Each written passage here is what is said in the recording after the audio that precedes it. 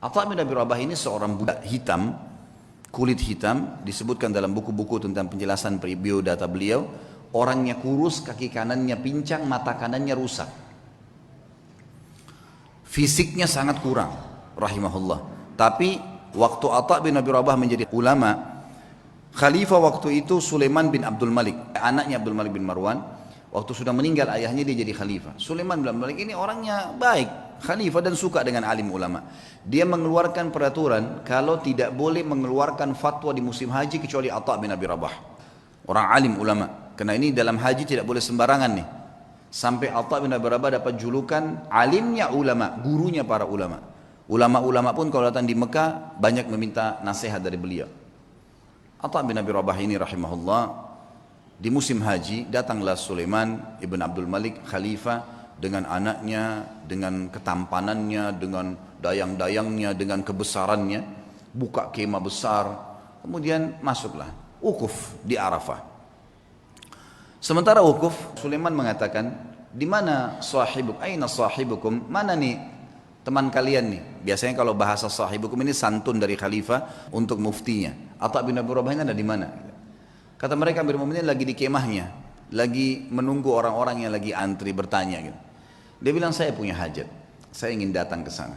Baiklah, Sulaiman datang. Begitu dia masuk ke kemahnya Atha bin Abi Rabah, disambut oleh Atha bin Abi Rabah, pelukan, ngobrol. Setelah itu Atha bin Rabah bertanya, wahai Amir Mukminin, kenapa anda datang ke sini? Kata dia, saya punya hajat, ada pertanyaan yang saya mau tanya. Yang datang ke dia ini, kalau mungkin maaf teman-teman di gubernuran sini, presiden langsung yang datang, bukan cuma gubernur. Langsung datang, langsung ke ruangan dia karena ada hajat yang dia mau sampaikan misal. Atau mengatakan hajat anda pribadi, pertanyaan pribadi, atau hajat umat Islam. Kata Amir Mu'minin, hajat saya pribadi, pertanyaan saya pribadi. Atha mengatakan, kalau begitu Amir Mu'minin, mohon maaf, anda keluar antri bersama muslimin. Karena ada yang sudah antri sebelum anda punya hajat pribadi.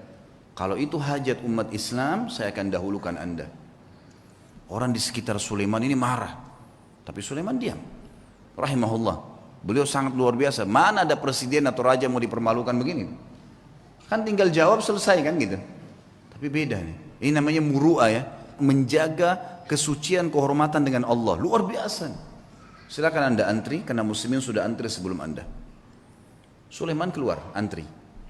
Ini orang di belakangnya sudah pada marah nih. Dalam riwayatnya dikatakan kalau bukan karena Sulaiman diam, maka kami sudah ngamuk nih gitu. Dan Atha bin Abi Rabah dalam kisah ini dikatakan menjawab fatwa dengan tenang sampai selesai, sampai giliran datang Sulaiman. Begitu datang bertanya, dijawab juga dengan tenang. Sudah selesai, pulang, sudah pamit pergi. Begitu kembali ke istana, tentu ada masalah nih ya. Sulaiman bin Malik dengan keimanannya juga akhirnya dia mengatakan, kumpulin semuanya, kumpulin semua kerabat saya yang ada hadir di sini dan semua ajudan pemerintahan. Dipanggil semua kumpul. Lalu dia mengatakan, apa yang kalian lihat bukanlah sesuatu yang mempermalukan. Amir Mu'minin, raja, bukan sesuatu yang mempermalukan.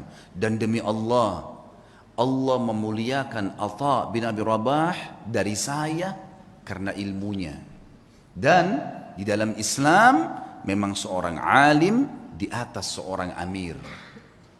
Dan memang saya punya hajat pribadi, maka jangan pernah ada yang merasa marah dengan Atha bin Abi Rabah, karena saya sendiri tidak marah dengan dia. Dan wahai anak-anakku dan para ajudanku, belajarlah agama, karena ilmu agama akan mengalahkan singasana para khalifah.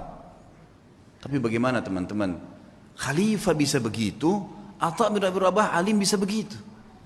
Dan semua dengan lapang dada bisa menjaga. Kenapa? Karena mereka yakin ada raja yang sebenarnya, Allah Azza wa Jalla. Kita teman-teman cuma kebetulan saja beda formalitas nih, baju bedanya cuma sementara. Ini jabatannya, oh ini si fulan, ini mobilnya bedanya begini. Itu cuman hiasan, kemasan. Sama dengan makanan, misal kalau di Makassar ada coto yang ditaruh di mangkuk yang mahal, ada yang ditaruh di piring yang biasa. Tapi sama saja coto. Satu waktu, jadi Sulaiman meninggal dunia. Datang adiknya bernama Hisham. Hisham bin Abdul Malik, biasanya memang sudah tradisi, mungkin teman-teman di kantor pemerintahan sudah tahu. Biasanya kalau ada datang pejabat baru, maka dia akan ambil informasi dari pejabat sebelumnya tentang orang-orang relasi yang bisa dihubungin, kan gitu. Itu sudah biasa, turun-temurun memang dari dulu. Tapi mudah-mudahan relasinya ini orang-orang yang tepat. Yang jelas Hisham bin Abdul Malik sudah tahu, kakaknya ini Sulaiman terkenal dengan kesolehannya, dengan kealimannya, dia telah menunjuk Atha menjadi mufti. Maka dia tidak mau ganggu tuh, dibiarin Atha jadi mufti. Lanjutin fatwanya. Satu waktu Atha bin Abi Rabah datang ke istananya. Atha bin Abi Rabah ini teman-teman sekalian naik keledai, keledainya tua. Dan untuk naik ke keledai itu kan biasanya ada pijakan untuk injak ya, itu dari kayu. Bajunya biasa, imamahnya juga sudah tua, besar gitu. Dia lagi jalan dari Mekah menuju ke Damaskus, ibu kota Syria. Perjalanan lumayan 1 bulan.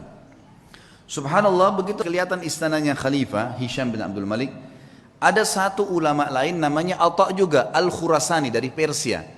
Terkenal juga ulama tabi'in, Atha Al-Khurasani. Jadi kalau disebut nama Atha dua ini, Atha bin Abi Rabah di Mekah, ini bekas budak yang jadi alim ulama. Ini Atha Al-Khurasani memang anak pejabat, tapi jadi alim ulama juga. Dia lagi di kereta kencananya, kalau kita sekarang mungkin mobil yang paling mewah. Begitu Atha Al-Khurasani lihat dari jauh, Atha bin Abi Rabah dikenal nih. Dia suruh berhentiin kereta kencananya, ada anaknya yang ikut di situ, anaknya Atha Al-Khurasani lagi ikut. Lalu Atha Al-Khurasani turun, mendekati keledai itu. Kata anaknya yang meriwayatkan kisah, saya belum pernah lihat ayah saya turun mendampingi orang, datangin orang. Biasanya dia yang didatangin. Ini enggak, dia turun dia datangin. Siapa orang ini? Sudah imamanya tua, bajunya tua, keledainya lagi pakai kayu. Kata anaknya nih, dia bilang, saya tidak pernah lihat ada orang semiskin itu. Lalu ayah saya pun datang memeluk salaman seperti sahabat lamanya. Lalu mereka ngobrol, saya tidak tahu apa yang diobrolin. Lalu kemudian ayah saya kembali ke kereta kencana lalu mengatakan kepada saya, wahai anakku, saya akan masuk bersamanya ke Amir Mukminin. Kata anaknya, ayah, siapa orang ini? Saya belum pernah lihat orang semiskin ini gitu. Kata dia, hati-hati dengan lisanmu. Ini adalah Atha bin Abi Rabah. Kata anaknya, Atha bin Abi Rabah, alim ulama. Kata ayahnya, iya. Makanya hati-hati, jangan ngomong sembarang. Walaupun bukan Atha bin Abi Rabah, kau tidak pantas mengucapkan kalimat itu. Anaknya mengatakan, saya pun beristighfar kepada Allah. Lalu saya melihat ayah saya jalan kaki bersama dengan Atha bin Abi Rabah. Masuk. Ini cerita, masuklah mereka ke istana lalu mereka keluar. Kata anaknya, ayah, ceritain apa yang tadi terjadi di dalam. Kata Atha Al-Khurasani, demi Allah, kalau bukan Atha bin Abi Rabah, saya tidak diizinkan masuk. Atha bin Abi Rabah jalan pincang, tubuhnya hitam, bajunya biasa, matanya satu rusak. Dia bilang, begitu kami masuk, ini Atha Al-Khurasani dengan baju jubahnya yang mewah dan seterusnya. Dia bilang, begitu demi Allah kami masuk pintu gerbang istana, Hisham bin Abdul Malik berdiri dari singgasananya. Raja berdiri, kemudian mendekati Atha bin Abi Rabah. Dan orang-orang tidak tahu nih Atha bin Abi Rabah siapa. Pejabat-pejabat ini banyak yang tidak tahu, karena cuma dengar namanya. Lalu julukannya Atha bin Abi Rabah ini adalah Abu Muhammad, anaknya Muhammad. Hisham mengatakan, hahuna Aba Muhammad, kesini ayahnya Muhammad. Atha bin Abi Rabah setiap mau mampir ke sebuah kursi dia bilang, la hahuna Aba Muhammad, dirangkul terus tangannya. Kata Atha Al-Khurasani, begitu sudah dekat dengan singgasananya, lalu kemudian saya dipersilakan duduk. Atha Al-Khurasani dipersilakan duduk. Lalu Atha bin Abi Rabah demi Allah didudukkan di sebelah singgasana khalifah, sebelahnya pas. Dan belum pernah singgasana khalifah diduduki oleh orang lain termasuk anaknya khalifah. Enggak boleh duduki singgasana itu.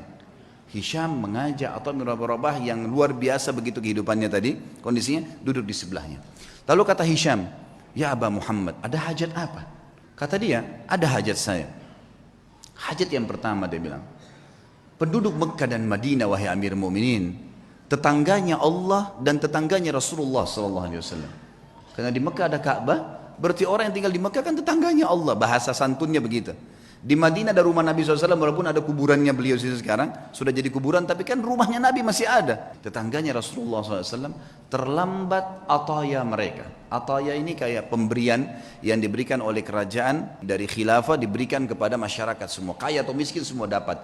Dari hasil pendapatan negara, nanti dikeluarkan untuk kebutuhan negara, kemudian sisanya dibagi rata. Itu haknya masyarakat. Penduduk Mekah dan Madinah tetangga dengan Rasulullah SAW terlambat ataya mereka. Maka saya mengingatkan anda kepada Allah agar memberikan kepada mereka. Kata Hisham, ya gulam, sekretaris datang, catat dan berikan sekarang juga. Ada lagi hai ayahnya Muhammad? Ada lagi. Para mujahidin yang membela perbatasan kaum muslimin, mereka ribat setiap hari. Terlambat gaji-gaji mereka, ada istri dan anak mereka mengeluh dengan saya.